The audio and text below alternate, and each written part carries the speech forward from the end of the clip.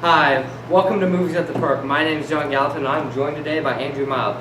Today we will be looking at the Indiana Classic Hoosiers and the triumphant background of the Indiana Classic.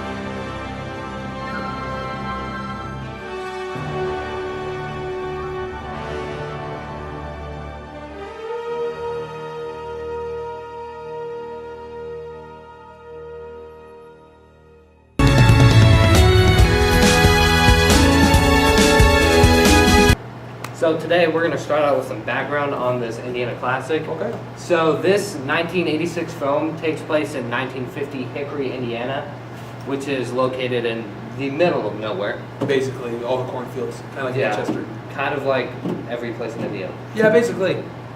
This movie is following failed coach Norman Dale as he tries to get back on his feet with his high school basketball team. Now, I have some fun facts, but not so fun for me, that this movie is loosely based off of the 1954 IHSAA Indiana Basketball State Championship. And why is it so sore for you? Is it because your high school lost to them in the state championship? It was Milan, Indiana versus Muncie Central. Because in the movie, it's actually a South Bend team, right? Yes, it's South Bend Central, but I attended Muncie Central High School, and we lost that by 32-30 from a step-back shot and with 2 seconds left in the fourth.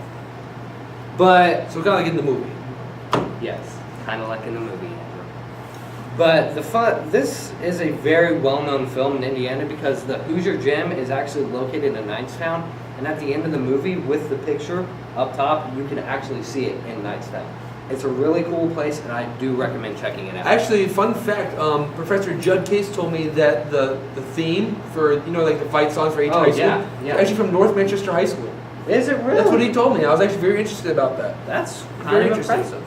So that's a big old case of small world, isn't it? Yeah, especially with Indiana. If you know one person, you know 10 others. But in the end, I will skip to the end. State championship, of course, Hickory facing South Bend Central. The gym was Hinkle Fieldhouse at Butler University. Now, this in real life, Butler was the location of the IHSAA championship until 1971, and then they moved it back to Assembly Hall at IU. Right. And then they moved it to the RCA Dome, which is Conseco, which is now known as no, wait, I got that wrong. They moved RCA Dome to Conseco, which is now known as Bankers Life, back in 2011. So that's where the Pacers play. That is where the Pacers play. And it's really crazy that they have moved it this many times. Well, it's Indiana basketball. Indiana People want to go basketball see it. is all over the place.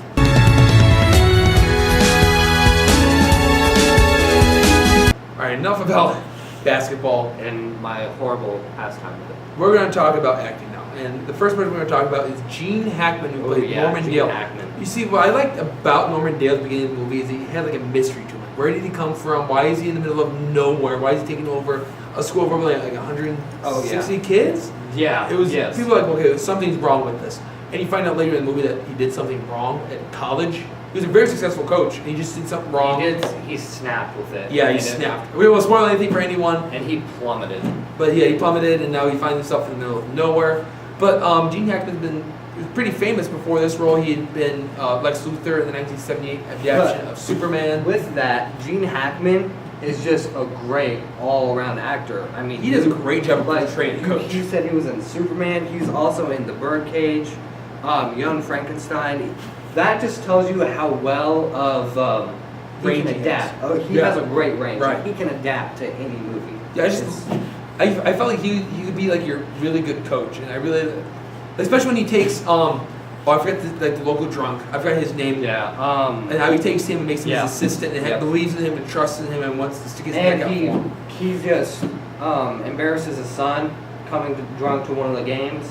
and then at the end of the movie, he's in rehab, but he's sitting there supporting the team, and that just really shows like the emotional side of this movie.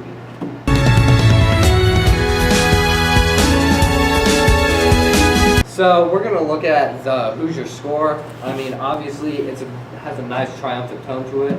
Obviously, spoiler alerts, they're triumphant, so it has to have a nice triumphant to it. Right, they're not gonna lose if they win in real life. Exactly. And we have legendary composer Jerry Goldsmith doing this. Now, he is also known for going along after in the 1993 movie Rudy, which obviously everyone knows. That's another Indiana movie. I mean, he Yeah. plays at Notre Dame. I don't know how far the difference between the Hickory is Very to far. South Bend, but he didn't go very far.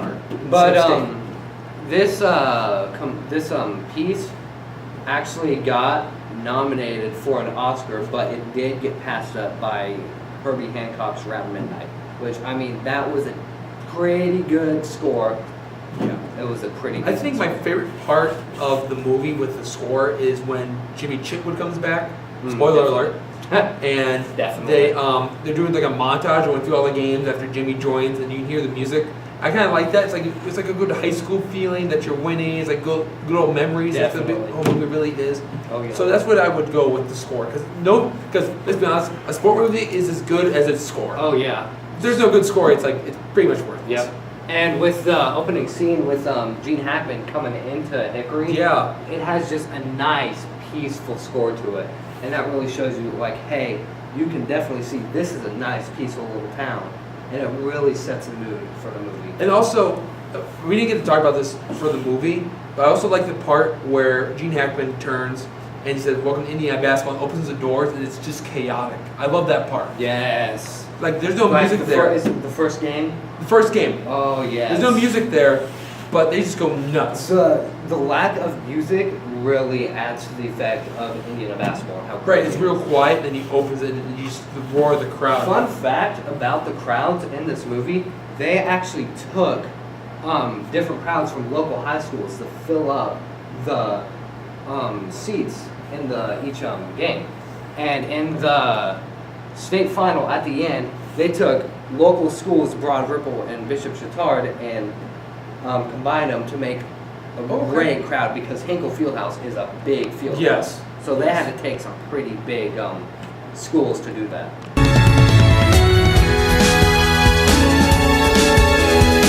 Overall, this movie is one of the most iconic basketball movies, or just sports movies in general.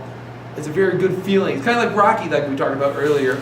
It's just really good feeling. You have the underdog coming out of nowhere, battling the big powerhouse of South Bend. 160 school coming out. All South boys, Central. right? All boys. All boys. It's crazy, and the fact that this movie is based in Indiana, I know I'm a born Hoosier. Indiana never is really recognized that much.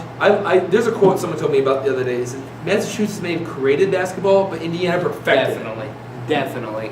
Now, basketball has always been in Indiana, and it always was. Always be part From of history. just big name schools like Kentucky to ULC, UCLA to Duke to Indiana, basketball will always be a part of America. Oh yeah. It's just rather it be in the small town of Hickory, Indiana, or the lights of Hinkle Fieldhouse, or the stadium of Bankers Life Fieldhouse. It will always be a great movie.